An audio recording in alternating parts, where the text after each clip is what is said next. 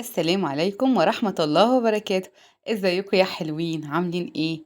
هنعمل النهاردة يعني حالة حلوة قوي. هو عمايله مش كتيرة وفي نفس الوقت كله مغذي، كل حاجة فيه مغذية يعني. هنعمل مع بعض الكاسترد بالفاكهة، عامل زي الكريمي كده، اللي هو مش الناشف قوي واللي ماسك قوي، ويبقى عامل زي المهلبية اللي هي المعلقة بالمعلقة يعني وكده. يلا بينا نشوف هنعمل ايه. هنجيب عندنا كاسترد جاهز، اي نوع انتوا بتفضلوه. تمام كده بودر، وهنجيب الفاكهة اللي انتوا حابينها. هو بيبقى فيه موز وتفاح، ده اساسي، واضافات بقى تانية اللي انتوا عايزينها. تمام كده. كان عندي جوافة ورمان. جبت الاول اللبن بتاعي. هو المفروض النص كيلو المفروض بيبقى عليه معلقتين كاسترد، ماشي.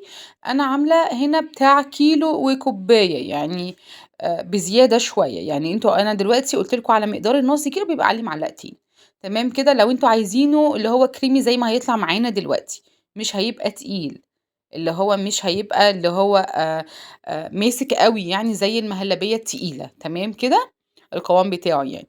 هنحط على كل معلقة كاسترد معلقة سكر، وبرده السكر في الآخر على حسب ما انتوا عايزين، لأن ده كان دلع شوية، عشان أنا حبيت إن أنا ما اخليش إن يبقى مسكر ويغطي على طعم الفاكهة. تمام كده.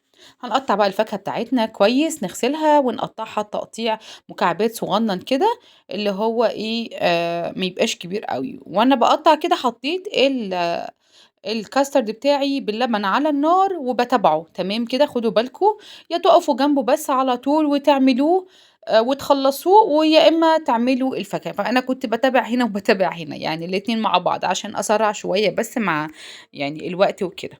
تمام. أنا موطية عليه النار، وزي ما احنا شايفين بعمل فيه ايه كل شوية.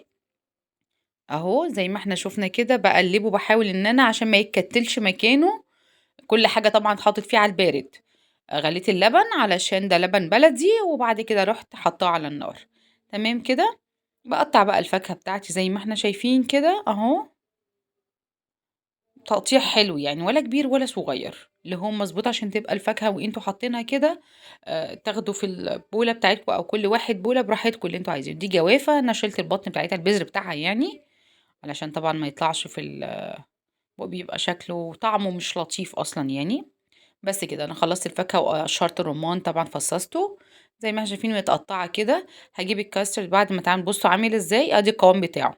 بُصّوا مش تقيل، ده بعد ما برد شوية كمان. باحط نُص الفاكهة الأول باقلّب كويس. بُصّوا من كل حاجة شوية عشان يبقى يعني كلّه في بعضه. تمام كده. ممكن كمان نجيب طبق نرمي فيه كل الفاكهة دي أصلًا، ونقلّبها في بعضيها، وبعد كده نحط شوية، شوية، ما فيش أي مشكلة برضه. بس أنا كان قدّامي فقُلت خلاص بالمرّة يعني. باقلِّب بُصّوا زي ما إحنا شايفين كده. ده بقى على حسب أنتم بتاكلوه إزاي، بس بما إنه فاكهة، في فاكهة يعني بتاكلوه سُخن أو ساقع، فاللي أنتم حابينه وتحطوه في التلاجة، ده المفروض يبقى فيه فاكهة، فيبقى طعمها اللي هو مضبوط شوية. بُصّوا كده جميل أوي، كريمي خالص، خالص، وطعمه كان حلو أوي وخفيف جدًا، جدًا، ومش مُضِر خالص، يعني بجد كان طعمه حلو أوي، أوي، وسهل وسريع، وما خدش وقت معايا. والولاد استفادوا طبعًا بكل حاجة، فيه لبن وفيه فاكهة بكل أنواعها. تمام كده. أتمنى تكون عجبتكم، كانت خفيفة وظريفة كده. ولو عجبتكم ما تنسونيش بلايك وسبسكرايب وتفعيل الجرس عشان يوصل لكم كل جديد مني. دمتم سالمين، والسلام عليكم ورحمة الله وبركاته يا حلوين.